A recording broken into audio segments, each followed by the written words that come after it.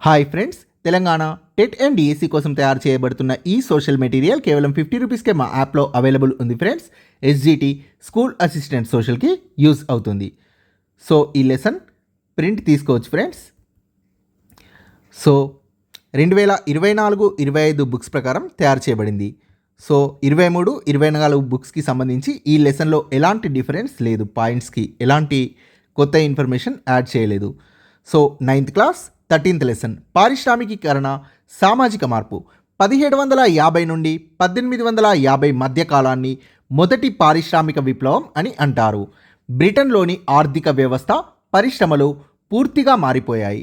పారిశ్రామిక విప్లవం అనే పదాన్ని ఫ్రాన్స్లోని జార్జెస్ మిషెలెట్, జర్మనీలోని ఫ్రెడ్రిక్ ఎంగెల్స్ వంటి ఐరోపా పండితులు ఉపయోగించారు. 1760 నుండి 1820 బ్రిటిష్ పారిశ్రామిక అభివృద్ధిని సూచించడానికి మొట్టమొదటిసారి ఇంగ్లీష్లో ఈ పదాన్ని, అంటే పారిశ్రామిక విప్లవం అనే ఈ పదాన్ని తత్వవేత్త, ఆర్థికవేత్త అయిన ఆర్నాల్డ్ టాయిన్బీ ఉపయోగించాడు. బ్రిటన్ పారిశ్రామిక విప్లవం బ్రిటన్పై విస్తృత ప్రభావాన్ని చూపించింది. ఐరోపా దేశాలు, యుఎస్ఏ, బ్రిటన్ తర్వాత ఇక్కడ పారిశ్రామిక విప్లవాలు చోటు చేసుకున్నాయి. ఈ మార్పులు ఆ దేశాల్లోనే కాకుండా మిగిలిన ప్రపంచమంతటా గణనీయమైన సామాజిక, ఆర్థిక ప్రభావాన్ని చూపాయి. ఆవిరి శక్తి ఉపయోగం, రవాణా సాధనాలైన రైళ్లు, ఓడలని వేగంగా ప్రయాణించేలా ఆవిరి శక్తి ద్వారా చేయగలిగారు. ఈ ఆవిష్కర్తలు, వ్యాపారవేత్తలు వ్యక్తిగతంగా సంపన్నులు కారు. భౌతిక శాస్త్రం, రసాయన శాస్త్రం వంటి మౌలిక శాస్త్రాల్లో విద్యావంతులు కారు. పారిశ్రామికీకరణ ఫలితం వల్ల అనేకులు సంపన్నులయ్యారు. అయితే మొదట్లో మహిళలు, పిల్లలతో సహా లక్షలాది శ్రామికులకు పని, జీవన పరిస్థితులు చాలా దారుణంగా ఉండేవి. అనేక ఉద్యమాల తర్వాత వాళ్ళ పని పరిస్థితుల్ని మెరుగుపరచడానికి ప్రభుత్వం చట్టాలు చేయాల్సి వచ్చింది. పారిశ్రామికీకరణ బ్రిటన్లోనే ఎందుకు? బ్రిటన్ ఆధునిక పారిశ్రామికీకరణ ఫలితాల్ని చవిచూసిన మొట్టమొదటి దేశంగా బ్రిటన్ గుర్తింపు పొందింది. రాజకీయ స్థిరత్వం మరియు ఏకీకృత అంటే యూనిఫైడ్ మార్కెట్. 17వ శతాబ్దం బ్రిటన్ 17వ శతాబ్దం నుండి రాజకీయంగా స్థిరంగా ఉంది. సో బ్రిటన్లోనే పారిశ్రామికీకరణ ఎందుకు సంభవించింది అనేది చూస్తున్నాం. ఇంగ్లాండ్, వేల్స్ మరియు స్కాట్లాండ్ రాచరికంతో ఐక్యపరచబడ్డాయి. దీని అర్థం రాజ్యంలో సాధారణ చట్టాలు, పన్నులు మరియు ఒకే కరెన్సీ ఉంది అని అర్థం. ఇది బ్రిటన్ను స్థానిక ప్రాంతాల అధికారాల్ని విక్రయించకుండా తమ ప్రాంతం గుండా వెళ్ళిన వస్తువులపై పన్నులు విధించడంతో వాటి ధరను పెంచింది. 17వ శతాబ్దం చివరి నాటికి వినిమయ మాధ్యమంగా డబ్బు విస్తృతంగా ఉపయోగించబడింది. బ్రిటన్ పార్లమెంటరీ ప్రభుత్వాన్ని కలిగి ఉండడం వాణిజ్యం మరియు పారిశ్రామిక తరగతులకు అనుకూలమైంది. ఇంగ్లాండ్లో వాణిజ్యం మరియు పరిశ్రమల అభివృద్ధికి దోహదపడింది. వ్యవసాయ విప్లవం 1600 నుండి 1800 సంవత్సరాల మధ్య ఇంగ్లాండ్లో వ్యవసాయ విప్లవం మొదలైంది. పెద్ద భూస్వాములు చిన్న రైతుల పొలాల్ని స్వాధీనం చేసుకోవడం ద్వారా గ్రామంలోని ఉమ్మడి భూములను పెద్ద కమతాలుగా మార్చడం జరిగింది. వీరు మార్కెట్ కోసం కొత్త పంట సాగు విధానాల్ని, జంతువుల పెంపకాన్ని ప్రారంభించారు. ఈ విధంగా వారు చాలా పెద్ద వ్యవసాయ క్షేత్రాల్ని సృష్టించి ఆహార ఉత్పత్తిని పెంచారు. పర్యవసానంగా భూమి లేని రైతులు జంతువుల్ని మేపడం ద్వారా జీవనోపాధి సాగించే రైతులు ఉద్యోగం కోసం ఇతర ప్రాంతాలకి వెళ్లాల్సి వచ్చింది. చాలామంది సమీప పట్టణాలకి వెళ్ళారు. పట్టణాలు, వర్తకం, ఆర్థికం. 18వ శతాబ్దంలో ఐరోపాలోని అనేక పట్టణాలు విస్తీర్ణ పరంగా, జనాభా పరంగా పెరుగుదల చెందాయి. 1750 నుండి 1800 మధ్య కనీసం 11 బ్రిటిష్ పట్టణాల జనాభా రెట్టింపైంది. వీటిల్లో అతి పెద్దది లండన్. ఇది దేశీయ మార్కెట్లకు కేంద్రంగా పనిచేసింది. లండన్ ప్రపంచ ప్రాముఖ్యతను కూడా సంక్రమించుకుంది. ఐరోపా, ఆఫ్రికా, అమెరికా మరియు భారత్ల మధ్య అంతర్జాతీయ వాణిజ్యానికి కేంద్రంగా మారినది లండన్. ఇంగ్లాండ్లో మార్కెట్ల మధ్య వస్తువుల రవాణాకు నదుల యొక్క అనుసంధానం, సముద్ర తీర ప్రాంతంలో గల సౌకర్యాలు అనుకూలంగా ఉన్నాయి. ఇంగ్లాండ్లో మార్కెట్ల మధ్య వస్తువుల రవాణాకు జలమార్గాల ద్వారా రవాణా, రైలు మార్గాల విస్తరణ అయ్యేంత వరకు జలమార్గాల ద్వారా రవాణా తక్కువ వ్యయంతో కూడి, తక్కువ ఖర్చుతో కూడి భూమార్గం కంటే కూడా వేగంగా ఉండేది. బ్రిటన్ యొక్క నదులు చాలా వరకు నౌకాయానానికి అనుకూలంగా ఉండేవి.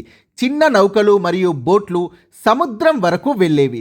వీటి ద్వారా సరుకు రవాణా తీర ప్రాంత నౌకలకు సులభంగా చేరవేయబడేది. 1694లో బ్యాంక్ ఆఫ్ ఇంగ్లాండ్ లండన్లో స్థాపించబడింది. ఇది దేశం యొక్క ఆర్థిక వ్యవస్థకు కేంద్రంగా ఉండేది. బ్యాంక్ ఆఫ్ ఇంగ్లాండ్ 1784 నాటికి ఇంగ్లాండ్లో 100 ప్రావిన్షియల్ బ్యాంకులున్నాయి. తర్వాతి 10 సంవత్సరాల్లో వీటి సంఖ్య 3 రెట్లుగా పెరిగింది. 1820 నాటికి 600 కంటే ఎక్కువ బ్యాంకులు సంస్థానాల్లో ఉండగా లండన్లోనే 100 బ్యాంకుల వరకు ఉండేవి. పెద్ద పారిశ్రామిక సంస్థల్ని నెలకొల్పడానికి, నిర్వహించడానికి గల ఆర్థికపరమైన అవసరాల్ని ఈ బ్యాంకుల ద్వారా తీర్చడమైంది. వలస ప్రాంతాలు 18వ శతాబ్దం మధ్య నాటికి బ్రిటన్ ఉత్తర అమెరికాలో విస్తృతమైన వలస ప్రాంతాల్ని కలిగి ఉండి భారత్లో అధిక భాగాలపై ఆధిపత్యాన్ని పొందింది. వలస ప్రాంతాలు బ్రిటన్ యొక్క పారిశ్రామిక ఉత్పత్తులకు పెద్ద మార్కెట్గా ఉండి వాటికి అవసరమైన పత్తి, ఆహార ధాన్యాల వంటి ముడి పదార్థాల్ని సరఫరా చేసేవి. వలస ప్రాంతాలు వలస ప్రాంతాల ఆక్రమణ, వాణిజ్యం బ్రిటిష్ వ్యాపారులకు మరియు బ్యాంకులకు పెద్ద మొత్తంలో మూలధనం అందించడం వల్ల ఇది పరిశ్రమల్లో పెట్టుబడి పెట్టడానికి దోహదపడింది. పారిశ్రామికీకరణకు కొన్ని అనుకూల పరిస్థితులు అవసరం. అవి: మొదటిది, ఉత్పత్తిలో డబ్బు పెట్టుబడి పెట్టి లాభాలు సంపాదించాలనుకునే వారి చేతిలో సంపదను కేంద్రీకరించాలి. వ్యవసాయ విప్లవం, వలస రాజ్యాలపై విజయం, వర్తకంల కారణంగా సంపద కొందరి చేతుల్లోనే కేంద్రీకృతమైంది. బ్రిటన్లో బ్యాంకింగ్ సంస్థల పెరుగుదల ద్వారా పెట్టుబడిదారులకు పెట్టుబడి సమకూర్చబడింది. రెండవది, తక్కువ వేతనాలతో పనిచేయడానికి సిద్ధంగా ఉన్న కార్మికుల లభ్యత అవసరం. గ్రామీణ జనాభాలో పెద్ద సంఖ్యలో కార్మికులు పనులు చేపట్టడానికి, పట్టణాలకు వలస వెళ్ళడానికి వ్యవసాయ విప్లవం దోహదపడింది. మూడవది, ఉత్పత్తుల్ని విక్రయించడానికి పెద్ద మార్కెట్ అవసరం. ఇది మొదట బ్రిటన్ యొక్క రాజకీయ ఏకీకరణ, చిన్న రైతులు వ్యవసాయం చేయడం మానివేయడం వల్ల జరిగింది. వ్యవసాయ కూలీలు, చిన్న రైతులు ఇప్పుడు పారిశ్రామిక కార్మికులుగా మారారు. తమ సొంత వ్యవసాయ క్షేత్రాల్లో పంటలను ఉత్పత్తి చేయడానికి బదులు మార్కెట్ నుండి తమ అవసరాలు తీర్చుకోవాల్సి వచ్చింది. వలస ప్రాంతాలు మార్కెట్ విస్తరణకు తోడ్పాటు అందించాయి. నాలుగవది, పారిశ్రామికీకరణ చౌకగా ముడి పదార్థాలు మరియు సమర్థవంతమైన రవాణా సౌకర్యాలు అవసరం. వీటితో పాటు శరవేగంగా అభివృద్ధి చెందాల్సిన సాంకేతిక పరిజ్ఞానం, ఉత్పత్తిలో ఆధునిక సాంకేతిక పరిజ్ఞానంను అవలంబించడం వంటి అనుకూల పరిస్థితులు పారిశ్రామికీకరణకు అవసరం. సాంకేతిక అభివృద్ధి బొగ్గు, ఇనుము, స్పిన్నింగ్ అంటే వడకడం మరియు నేత రవాణా. బొగ్గు, ఇనుము పారిశ్రామికీకరణలో కీలక పాత్ర పోషిస్తాయి. బొగ్గు శక్తిని ఉత్పత్తి చేయడానికి మాత్రమే కాకుండా ఉక్కుని తయారు చేయడానికి కూడా అత్యవసరం. బొగ్గు ఇనుప ధాతువు. వీటితో పాటు పారిశ్రామికీకరణ కోసం అవసరమైన ప్రధాన పదార్థాలు పెద్ద మొత్తంలో ఇంగ్లాండ్లో అందుబాటులో ఉన్నాయి. రాగి, తగరం, టిన్ లాంటి ఇతర ఖనిజాలు కూడా ఇంగ్లాండ్లో సులభంగా అందుబాటులో ఉన్నాయి. 18వ శతాబ్దం వరకు ఉపయోగించదగిన ఇనుము సులభంగా అందుబాటులో ఉన్నాయి. స్మెల్టింగ్ అంటే కరిగించే ప్రక్రియ. ఇనుము స్మెల్టింగ్ అనే ప్రక్రియ ద్వారా ధాతువు నుండి స్వచ్ఛమైన ద్రవలోహం వలె సేకరించబడుతుంది. ఇనుము శతాబ్దాలుగా ఈ ప్రక్రియ కోసం కర్రబొగ్గు ఉపయోగించబడింది. దీంట్లో చాలా సమస్యలుండేవి. బలహీనంగా ఉండడం వల్ల బొగ్గుని చాలా దూరం రవాణా చేయడం కష్టం. మలినాలతో కూడిన బొగ్గు అధిక ఉష్ణోగ్రతలు సృష్టించకపోవడం వల్ల నాణ్యత లేని ఇనుము ఉత్పత్తి కావడం. సో ఇలాంటి సమస్యలు ఉండేవి.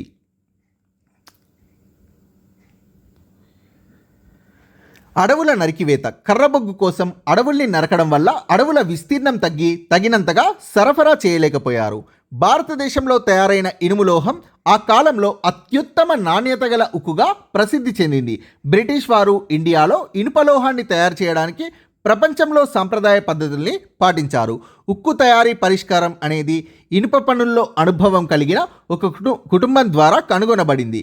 కమ్మరి పనిచేసే ష్రాఫ్షైర్కి చెందిన డర్బీలు దీనికోసం తీవ్ర కృషి చేసి కనుగొన్నారు. ష్రాఫ్షైర్కి చెందిన డర్బీలు తాత, తండ్రి, తనయుడు. మొదటి అబ్రహం డర్బీ 1677 నుండి 1717 వరకు, రెండవ డర్బీ 1711 నుండి 1768 వరకు, హెన్రీ కోట్ 1740 నుండి 1828 వరకు 50 సంవత్సరాల పాటు కృషి చేసి మిశ్రమ లోహ పరిశ్రమలో విప్లవం తెచ్చారు. అబ్రహం డర్బీ 1677 నుండి 1717 వరకు. 1709లో మొదటి అబ్రహం డర్బీ కనుగొన్న బట్టి లేదా కొలిమితో ఇది మొదలైంది. కోక్ని ఉపయోగించే ఈ బట్టీలో అధిక ఉష్ణోగ్రతల్ని సాధించగలిగారు. ఈ ఆవిష్కరణ కారణంగా కలప బొగ్గుపై బట్టీలు ఆధారపడడం తప్పిపోయింది. ద్రవ ఇనుము. ఈ బట్టీల నుండి వచ్చిన ద్రవ ఇనుముతో మునుపటి కంటే పెద్ద నాణ్యమైన పోతలు పోయడం సాధ్యమైంది. కోక్ బొగ్గు నుండి గంధకం, ఇతర కలుషితాలు తొలగించగా ఏర్పడేది. రెండవ డర్బీ 1711 నుండి 1768 వరకు. ముడి ఇనుము నుండి దుక్క ఇనుముని తయారు చేసినది రెండవ డర్బీ. దుక్క ఇనుము తేలికగా విరిగిపోదు. హెన్రీ కోట్ 1740 నుండి 1828. కలబోత బట్టీని, రోలింగ్ మిల్ని హెన్రీ కోట్ కనుగొన్నాడు. కలబోత బట్టి, దీంతో కరిగిన ఇనుములోని కలుషితాలు తొలగించవచ్చు. రోలింగ్ మిల్లు, శుద్ధి చేసిన ఇనుముని ఆవిరితో నడిచే యంత్రంతో కడ్డీలుగా పోతపోయొచ్చు. ఇనుముతో చేసిన వస్తువులు యంత్రాలతో, కలపతో చేసిన భాగాలతో పోలిస్తే ఎక్కువ కాలం మనగలుగుతాయి. ఇనుము నాశనం కాకుండా దాని భౌతిక, రసాయనిక గుణాల్ని నియంత్రించవచ్చు. కలపతో చేసిన వస్తువులు కాలిపోయే, ముక్కలయ్యే ప్రమాదం ఉంది. ఒకే ప్రాంతంలో ఒక్కొక్కసారి ఒకే గనిలో నాణ్యమైన కోక్ బొగ్గు, ఇనుప ఖనిజాలు లభించడం, ఈ గనులు ఓడరేవుకు దగ్గరగా ఉండడం అనేది బ్రిటన్ యొక్క అదృష్టం. 5 తీర ప్రాంత బొగ్గు గనుల నుండి సరుకుని నేరుగా ఓడల్లోకి ఎక్కించే వీలుంది.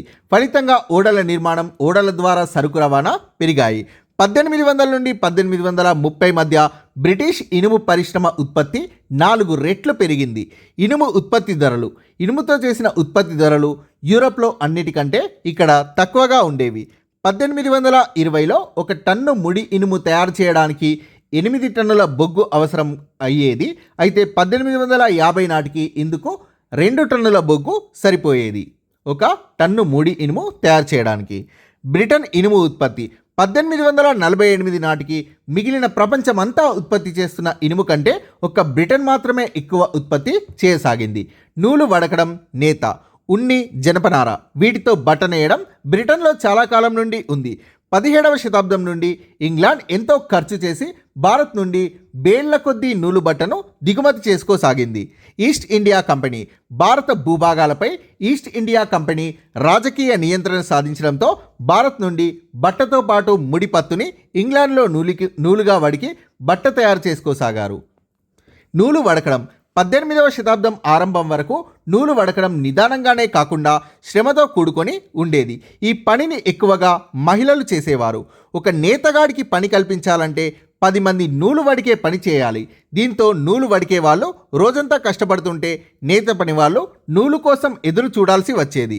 పలు సాంకేతిక ఆవిష్కరణల వల్ల ముడిపత్తిని దారంగా వడికే వేగాన్ని, నూలుని బట్టగా నేసే వేగాన్ని సమం చేయగలిగారు. కర్మాగారాల్లోకి పని. ఉత్పత్తిని మరింత సమర్థవంతంగా చేయడానికి అది క్రమేపీ వడికే, నేసేవాళ్ల ఇళ్ల నుండి కర్మాగారాల్లోకి మారింది. 1780లో వస్త్ర పరిశ్రమ అనేక విధాలుగా బ్రిటిష్ పారిశ్రామికీకరణకు ప్రతీకగా నిలిచింది. ఇతర పరిశ్రమల్లో కూడా కనబడే 2 అంశాలున్నాయి. ఇందులో ముడిపత్తిని మొత్తంగా దిగుమతి చేసుకోవాల్సి రావడం, తయారైన బట్టను దాదాపుగా ఎగుమతి చేయాల్సి వచ్చేది. దీని ద్వారా బ్రిటన్కు ముడిపత్తి మీద, మార్కెట్ల మీద పట్టు లభించింది. ఇది వలస పాలనకు ఊతం ఇచ్చింది. ఆవిరి శక్తి. ఆవిరి శక్తిని మొదటగా గని పరిశ్రమల్లో ఉపయోగించారు. లోతైన గనులు, బొగ్గు, లోహాలకు గిరాకీ పెరగడంతో మరింత లోతైన గనుల నుండి వాటిని వెలికి తీయాల్సి వచ్చేది. గనులు తరచూ నీటి ముంపుకి గురయ్యే ప్రమాదాన్ని ఎదుర్కొనేవి. ఆవిరి యంత్రాలు. ఈ నీటిని తోడేయడానికి ఆవిరి యంత్రాల్ని ఉపయోగించసాగారు. అయితే విస్తృతంగా వాడగలిగేటంతగా ఈ సాంకేతిక విజ్ఞానం వృద్ధి చెందలేదు. జేమ్స్ వాట్ 1736 నుండి 1819 వరకు ఆవిరి యంత్రంను ఆవిష్కరించినది జేమ్స్ వాట్. ఈ ఆవిరి యంత్రం కేవలం నీటిని తోడే యంత్రంగానే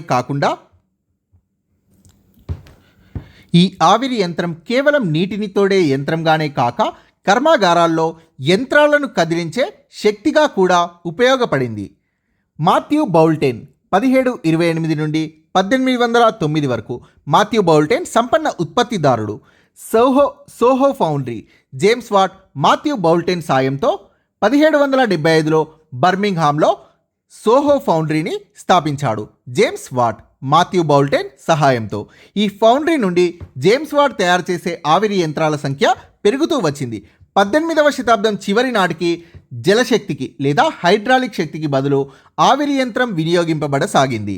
1840 నాటికి యూరప్లో మొత్తం శక్తిలో 70% వరకు ఆవిరి యంత్రాలు అందించసాగాయి. రవాణా ముడి సరుకులు, ఉత్పత్తైన వస్తువుల్ని రవాణా చేయాల్సిన అవసరం ఉండడంతో ఇంగ్లాండ్లో కాలువలు తవ్వడం, రోడ్లను మెరుగుపరచడం వంటి పనులు చేపట్టసాగారు. మెక్ ఆడమ్ పక్కా రోడ్ల తయారీ విధానాన్ని రూపొందించాడు. బొగ్గు రవాణా మొదట కాలువల్ని పట్టణాలకి బొగ్గు రవాణా చేయడానికి తవ్వారు. రోడ్డు ద్వారా కంటే కాలువల ద్వారా బల్లకట్టుల మీద తక్కువ ఖర్చుతో త్వరితంగా రవాణా చేయడం సాధ్యమైంది. వర్స్లీ కాలువ 1761లో జేమ్స్ బిన్లే నిర్మించాడు. ఇది మొదటి ఇంగ్లీష్ కాలువ. వర్స్లీ బొగ్గు గనులు టు మాంచెస్టర్ దగ్గరున్న వర్స్లీ బొగ్గు గనుల నుండి మాంచెస్టర్ పట్టణానికి బొగ్గుని చేరవేసే ఏకైక ఉద్దేశంతో వర్స్లీ కాలువ తవ్వారు. ఈ కాలువ పూర్తి కావడంతో బొగ్గు ధర సగానికి పడిపోయింది. 1830 నాటికి చవకగా సరుకుల రవాణా చేయడానికి 1000 కిలోమీటర్ల కాలువల్ని పూర్తి చేశారు. తమ భూముల విలువల్ని పెంచుకోవడానికి భూ యజమానులు ఎక్కువగా ఈ కాలువల తవ్వకాన్ని చేపట్టేవారు. స్టీఫెన్సన్ యొక్క రాకెట్ మొదటి ఆవిరి రైల్వే ఇంజన్ లోకోమోటివ్. ఇది 1814లో తయారైంది. సంవత్సరం పొడవునా రవాణాను చేయగల సాధనంగా రైలు మార్గాలు ఆవిర్భవించాయి. ఇవి ప్రయాణికుల్ని, సరుకులని వేగంగా తక్కువ ఖర్చుతో రవాణా చేయసాగాయి. 1760లలో కలప పట్టాలకు బదులు ఇనప పట్టాల్ని కనిపెట్టడం, ఆవిరి యంత్రంతో పెట్టెల్ని లాగడం అనే 2 ఆవిష్కరణల వల్ల ఇది సాధ్యమైంది. రైలు మార్గాలు ఆవిర్భవించడం. పారిశ్రామికీకరణ ప్రక్రియ రెండవ దశ. రైలు మార్గాల్ని కనిపెట్టడం ద్వారా మొత్తం పారిశ్రామికీకరణ ప్రక్రియ రెండో దశకు చేరుకుంది. మొదటి రైలు మార్గం 1825లో స్టాక్టన్ డార్లింగ్టన్ పట్టణాల్ని కలిపింది. మొదటి రైలు మార్గం స్టాక్టన్ డార్లింగ్టన్. వీటి మధ్యనున్న 9 మైళ్ళ దూరాన్ని గంటకు 5 మైళ్ళ వేగంతో సుమారుగా 2 గంటల్లో అధిగమించేవారు. రెండవ రైలు మార్గం 1830లో లివర్పూల్ని, మాంచెస్టర్ని కలిపింది. 20 సంవత్సరాల్లోనే గంటకి 30 నుండి 50 మైళ్ళ వేగం సాధారణ విషయంగా మారిపోయింది. 1830లలో కాలువల వినియోగంలో అనేక సమస్యలు వచ్చాయి. కొన్ని ప్రాంతాల్లో పడవలు చాలా ఎక్కువగా ఉండడంతో అవి నిదానంగా కదిలేవి.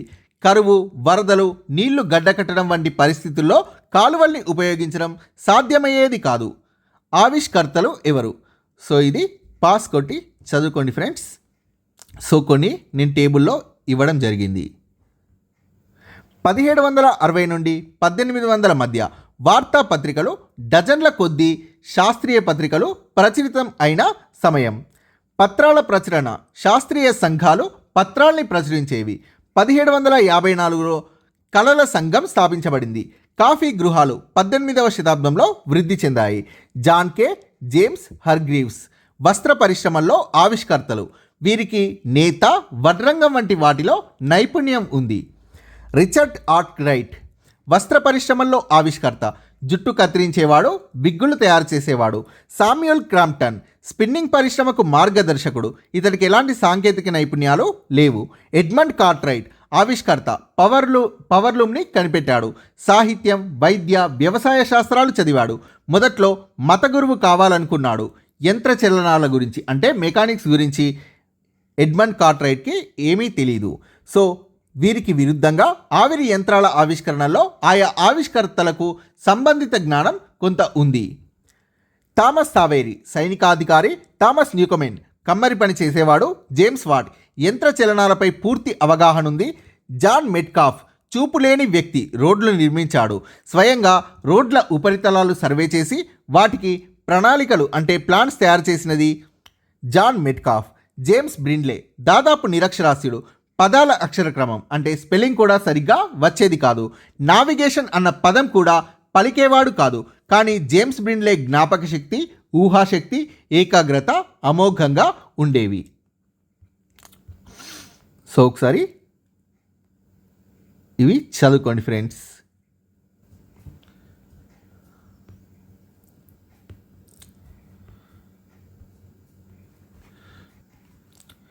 సో మీ అవగాహన కోసం ఇది కూడా ఒకసారి చూసుకోండి ఫ్రెండ్స్.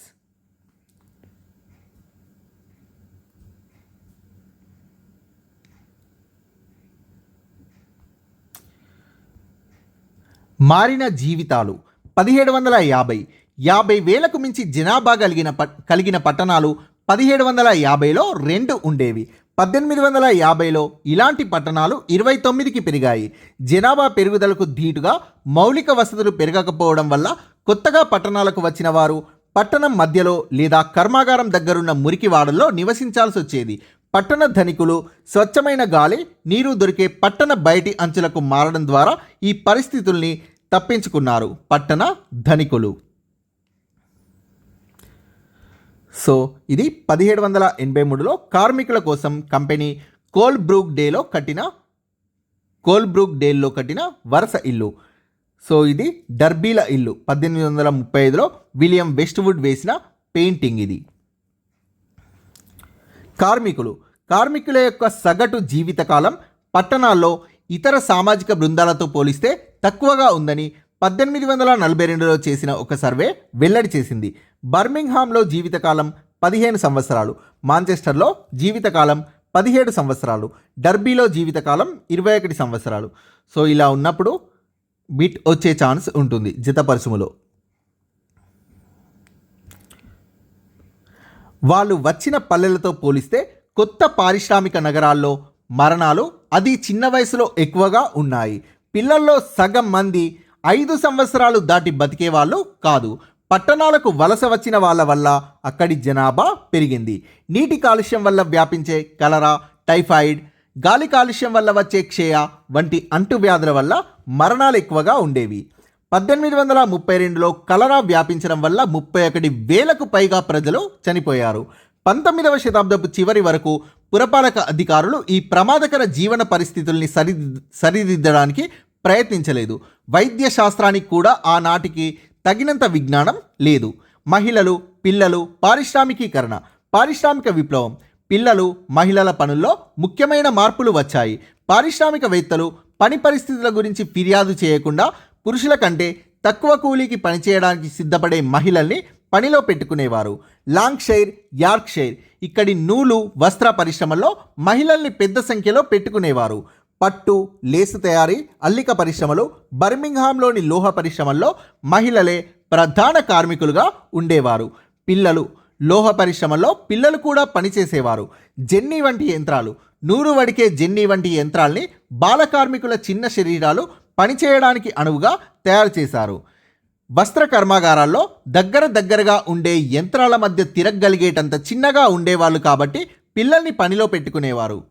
దీర్ఘకాల పని గంటలు, ఆదివారాల నాడు యంత్రాలను శుభ్రం చేయడం వంటి పనుల వల్ల పిల్లలకు తాజా గాలి, వ్యాయామం ఉండేవి కాదు. ఇక్కడి పిల్లలు చాలా ఇబ్బందులు ఎదుర్కొనేవారు. యంత్రాల్లో పిల్లల జుట్టు ఇరుక్కుపోయేది, చేతులు నలిగిపోయేవి. అలసిపోయిన పిల్లలు నిద్రలోకి జారుకుని యంత్రాల్లో పడి చనిపోయిన సందర్భాలు కూడా ఉన్నాయి. బొగ్గు గనులు ప్రమాదకరమైన పని ప్రదేశాలుగా ఉండేవి. గనుల పైకప్పులు కూలిపోయేవి లేదా పేలుళ్ళు సంభవించేవి. వీటి వల్ల కార్మికులకు విరివిగా గాయాలవుతుండేవి. 1850లలో గుండీల తయారీ కార్మికుల్లో ప్రతి 3 మహిళలు లేదా పిల్లలు ఉండేవారు. ఒకే పనికి వీరికి వారానికి చెల్లించినది పురుషులకు 25 షిల్లింగులు, మహిళలకు 7 షిల్లింగులు, పిల్లలకు 1 షిల్లింగు. సో ఇలా చాలా తేడా ఉండేది. పురుషులకు 25, మహిళలకు 7 మరియు పిల్లలకు 1 షిల్లింగ్ చెల్లించేవారు గుండీల తయారీ కార్మికుల్లో. బాల కార్మికులు బ్రిటిష్ కర్మాగారాల రికార్డుల ప్రకారం కర్మాగార కార్మికుల్లో ఉన్నవారు దాదాపు సగం మంది 10 సంవత్సరాల లోపు, 28% మంది 14 సంవత్సరాల లోపు వారు బాల కార్మికులు ఉన్నారు. మహిళలు చేస్తున్న పని వల్ల వాళ్ళకి ఆత్మగౌరవం పెరిగినా, ఆర్థిక స్వావలంబన లభించినా దీనికోసం వారు చాలా అవమానకర పని పరిస్థితుల్ని భరించాల్సి వచ్చేది. ప్రసవ సమయంలో లేదా చాలా చిన్న వయసులోనే పిల్లలు చనిపోయేవారు. దుర్భర పట్టణ మురికివాడల్లో నివసించాల్సి వచ్చేది. జర్మనీ, ఫ్రాన్సులలో పారిశ్రామికీకరణ. ఫ్రాన్సుల్లో 1850-1870ల నాటికి పారిశ్రామిక ఉత్పత్తి ప్రాధాన్యత సంతరించుకుంది. జర్మనీ, ఫ్రాన్స్ వీటికి వలస దేశాల నుండి వచ్చే వనరులు లేవు. ఇంగ్లాండ్కి ఉన్నట్టుగా వీటికి లేవు. 1830లో రైల్వేలు మొదలు కావడంతో జర్మనీ, ఫ్రాన్స్ దేశాల్లో పారిశ్రామికీకరణ ఊపందుకుంది. 1850 వివిధ జర్మనీ రాష్ట్రాల్లో ఇంగ్లాండ్తో పోలిస్తే సగం, ఫ్రాన్స్తో పోలిస్తే రెట్టింపు రైలు మార్గాలు 1850లలో ఏర్పడ్డాయి వివిధ జర్మనీ రాష్ట్రాల్లో. ప్రష్యాలో ఉక్కు పరిశ్రమ, సైలీషియా, రైన్లాండ్, రూడ్లోని బొగ్గు గనులతో, బొహీమియాలోని ఇనుప నిల్వలతో వృద్ధి చెందింది. ఆల్ఫ్రెడ్ క్రూప్ 1810లో ఎస్సెన్లో ఆల్ఫ్రెడ్ క్రూప్ ఒక చిన్న ఇనుము బట్టి ప్రారంభించాడు. 1870 నాటికి ఎస్సెన్లోని క్రూప్ కర్మాగారం వేలాది కార్మికులతో చాలా పెద్దదిగా మారింది. దీంతో క్రూప్ కుటుంబం అత్యంత సంపన్న కుటుంబంగా మారింది. క్రూప్ కుటుంబం రైలు పెట్టెలు, ఆయుధ తయారీ చేయసాగింది. ప్రపంచంలోకెల్లా అతిపెద్ద ఆయుధ కర్మాగారాన్ని క్రూప్ కుటుంబం స్థాపించింది. మొదటి కర్మాగారం క్షేత్ర ఫిరంగుల తయారీలో శ్రద్ధ వహించినది క్రూప్ కుటుంబం. 1887 క్రూప్ కుటుంబం 1887 నాటికి 46 దేశాలకు ఆయుధాలు సరఫరా చేయసాగింది. జర్మనీ ఫిరంగి దళానికి ఆయుధాల సరఫరా. మొదటి ప్రపంచ యుద్ధంలో జర్మనీ ఫిరంగి దళానికి క్రూప్ కర్మాగారాలు ఫిరంగులు తయారు చేశాయి. 1933లో జర్మనీలో జరిగిన సాధారణ ఎన్నికల్లో క్రూప్ కుటుంబం హిట్లర్కి మద్దతిచ్చింది. ఆల్ఫ్రెడ్ క్రూప్ నాటి జర్మనీ పొరుగు దేశాల్ని ఆక్రమించడంతో కొత్త కర్మాగారాలు స్థాపించడానికి కొత్త భూములను ఆల్ఫ్రెడ్ క్రూప్ చేజిక్కించుకున్నాడు. ఈ కర్మాగారాల్లో అనేకం నాజీ నిర్బంధ శిబిరాల్లోని వాళ్ళని తమ కర్మాగారాల్లో పనిచేయడానికి బానిస కర్మాగారాలుగా ఉపయోగించుకునేవి. విద్యుత్ డైనమోని 1866లో వెర్నర్ సీమెన్స్ కనుగొన్నాడు. దీనివల్ల జర్మనీలో విద్యుత్ పరిశ్రమలకు పునాది పడి ఈ రంగంలో ప్రపంచంలో అగ్రస్థానంలో నిలబడింది. సమైక్య జర్మనీ 1870లలో ఫ్రాన్స్ ఓడిపోయి 1871లో సమైక్య జర్మనీ ఏర్పడటం వల్ల పారిశ్రామికీకరణ మరింత వేగం పుంజుకుంది. లోరైన్ ఇనుప గనులు ఫ్రాన్స్ నుండి స్వాధీనం చేసుకున్న లోరైన్ ఇనుప గనులు ఇప్పుడు జర్మనీ పరిశ్రమలకు లభించాయి. బ్రిటిష్ పార్లమెంట్ కమిటీ 1816లో బాల కార్మికుల దారుణ పరిస్థితికి సంబంధించి రుజువుల్ని సేకరించినది బ్రిటిష్ పార్లమెంట్ కమిటీ. జర్మన్ పారిశ్రామికీకరణ జర్మన్ ప్రభుత్వం పారిశ్రామికీకరణలో ఎంతగానో సహకరించింది. జర్మన్ సైన్యానికి పెద్ద ఎత్తున ఆయుధాలు, మందుగుండ్లు అవసరం అయ్యాయి. ప్రముఖ పారిశ్రామికవేత్తల్లో చాలామంది ఆయుధ కర్మాగారాలపై దృష్టి పెట్టారు. జర్మన్ ప్రభుత్వం కార్మిక వర్గ ఉద్యమాల్ని నియంత్రించి కార్మికులకు బీమా, ఇతర సామాజిక ప్రయోజనాల్ని కల్పించడం వల్ల కర్మాగార యజమానులు కార్మికుల్ని నియంత్రించగలిగి తక్కువ వేతనం చెల్లించగలిగేవారు. జర్మన్ పరిశ్రమలు బ్రిటన్, అమెరికాలు సాధించిన సాంకేతిక అభివృద్ధి వల్ల కూడా జర్మన్ పరిశ్రమలు ప్రయోజనం పొందాయి. ఇతర దేశాలు దీర్ఘకాలంలో అభివృద్ధి చేసిన కొత్త సాంకేతిక విజ్ఞానాన్ని జర్మన్ పరిశ్రమలు దిగుమతి చేసుకున్నాయి. దీనికోసం పెద్ద ఎత్తున డబ్బు అవసరమైంది. దీనికి కావాల్సిన పెట్టుబడుల్ని పెద్ద పెద్ద బ్యాంకులు సమకూర్చాయి. ఈ విధంగా జర్మన్ పరిశ్రమలు పెద్ద పెద్ద యూనిట్లుగా నెలకొల్పబడి విస్తృతి, పరిమాణాల్లో బ్రిటిష్ పరిశ్రమల్ని సైతం మించిపోయాయి. జర్మన్ పరిశ్రమలు ఇనుము, ఉక్కు. అనతి కాలంలోనే జర్మనీ కొత్త తరం పరిశ్రమలైన ఇనుము, ఉక్కు, రసాయనిక, విద్యుత్ పరిశ్రమల్ని అభివృద్ధి చేసి ఈ రంగాల్లో బ్రిటన్ని మించిపోయింది. 20వ శతాబ్దం ఆరంభం ఈ సమయానికి జర్మనీ బలమైన పారిశ్రామిక రంగాన్ని నెలకొల్పి యూరప్లో పారిశ్రామిక శక్తిగా బ్రిటన్ని సవాల్ చేసింది. బొగ్గు ఉత్పత్తి బ్రిటన్ ఆధిపత్యం వహించగా జర్మనీ ఉక్కు ఉత్పత్తిలో ముందుంది. జర్మనీ సైనిక, నావికా దళాలు.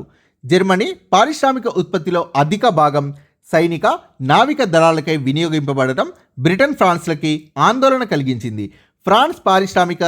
ఫ్రాన్స్ పారిశ్రామికీకరణ చాలా నిదానంగా కొనసాగింది.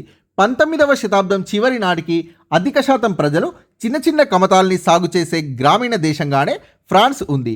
1850 తర్వాత ఫ్రాన్స్లో గ్రామీణ ఇళ్లలో ఉత్పత్తి తగ్గుముఖం పట్టింది. ప్రజలు ఆర్థిక కష్టాలకి లోనయ్యారు. చాలా వరకు పనిని పట్టణాల్లోని యంత్రాలు చేయసాగాయి. సున్నితమైన చేతి పని మాత్రమే గ్రామీణ కార్మికులకు దొరుకుతుండేది. 1860 తర్వాత ఫ్రాన్స్లో రైలు, రోడ్డు మార్గాలు విస్తరించడంతో పారిశ్రామిక సరుకులకు మార్కెట్ పెరగడంతో ఫ్రాన్స్లో పరిశ్రమలు విస్తరించాయి. ఫ్రాన్స్లో బ్యాంకులు పారిశ్రామికవేత్తలకు అప్పులు ఇవ్వగల పెద్ద బ్యాంకులు ఫ్రాన్స్లో అభివృద్ధి చెందలేదు. దీంతో ఫ్రెంచ్ ఉత్పత్తిదారుల్లో చాలామంది కుటుంబ వనరులపై ఆధారపడాల్సి రావడం వల్ల వాళ్ళు చిన్న కంపెనీలుగానే మిగిలిపోయారు. ఈ కారణంగానే కొత్త సాంకేతిక విజ్ఞానాన్ని, ఆలోచనల్ని వేగంగా ఆచరణలో పెట్టలేకపోయారు. ఫ్రాన్స్లో భారీ పరిశ్రమల పరిస్థితి బొగ్గు గనులు విస్తారంగా లేని కారణంగా దిగుమతులపై ఎక్కువగా ఖర్చు చేయడం వల్ల భారీ పరిశ్రమలు ఫ్రాన్స్లో వేగంగా వృద్ధి చెందలేకపోయాయి. ఈ కారణం వల్ల ఫ్రెంచ్ పరిశ్రమలు వినియోగదారీ వస్తువులైన బట్టలు వంటి వాటిపై దృష్టి కేంద్రీకరించాయి. ఇవి చిన్న స్థాయి వ్యాపారాలుగానే ఉండిపోయాయి. ఫ్రాన్స్కి విరుద్ధంగా జర్మనీ, బ్రిటిష్ పారిశ్రామిక రంగంలో భారీ పరిశ్రమల ప్రాబల్యం అధికంగా ఉండేది. జర్మనీ మరియు బ్రిటిష్ పారిశ్రామిక రంగంలో. So thank you friends. Please subscribe this channel.